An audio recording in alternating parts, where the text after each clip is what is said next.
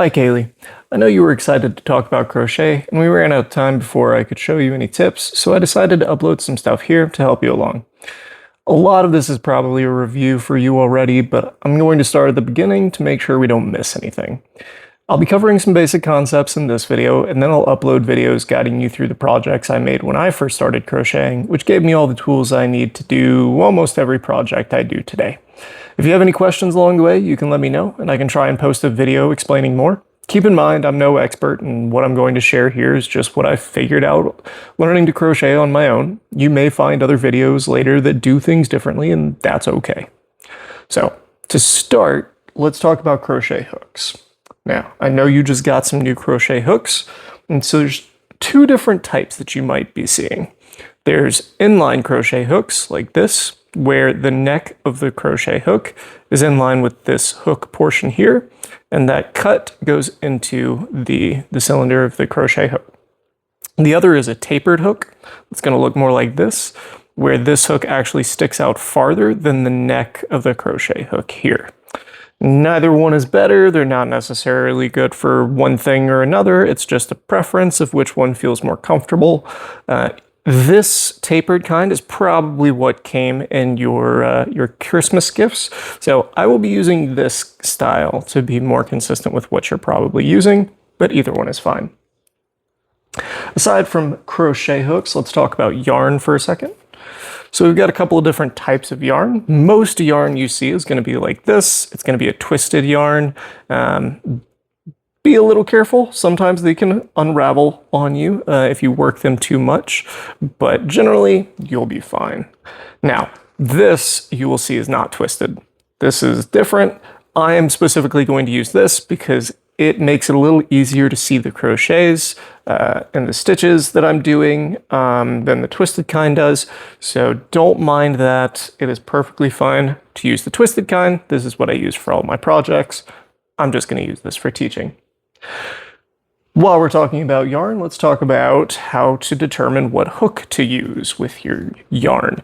Now, every skein of yarn that you get is going to have symbols like this that are going to tell you the important information about the yarn and how to use it most effectively. We're not going to cover everything here. For right now, let's just focus on this picture that has a crochet hook on it, and you'll see that this says US H8. Now, that is how we know which hook to use. This is the preferred hook size for this yarn. Now, if we look on this crochet hook right here on the back side, you can see it says US H8 5mm. So this hook would be perfectly fine with this US H8 5mm.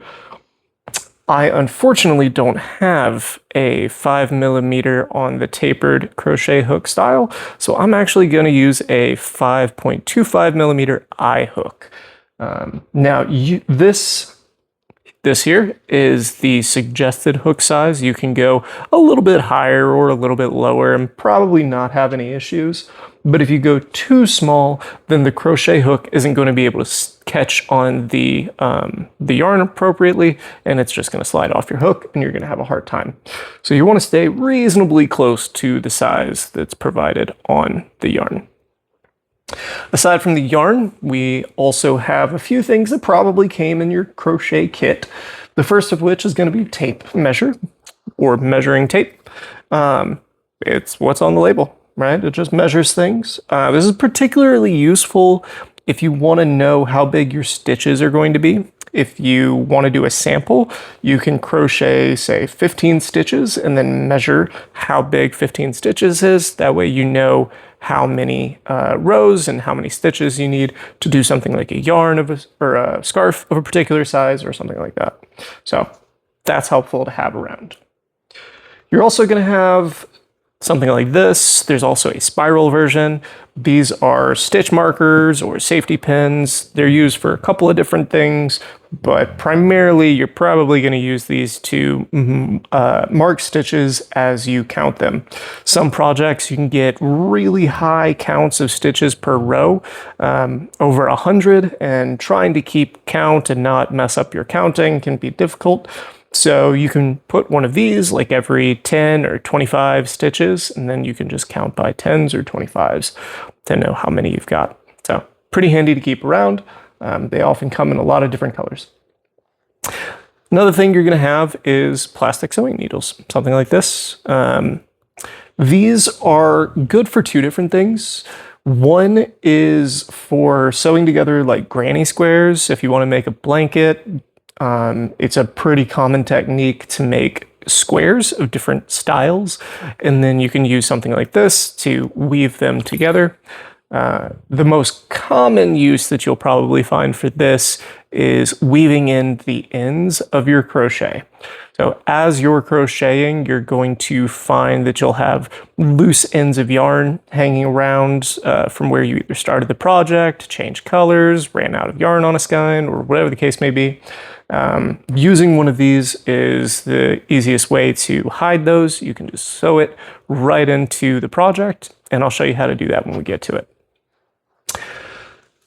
One more thing that I wanted to cover here before I wrap for the first video is how to start a skein of yarn. Now, you may be tempted to just find the spot on the outside where the yarn is showing and just pull from there and let it unravel on the outside.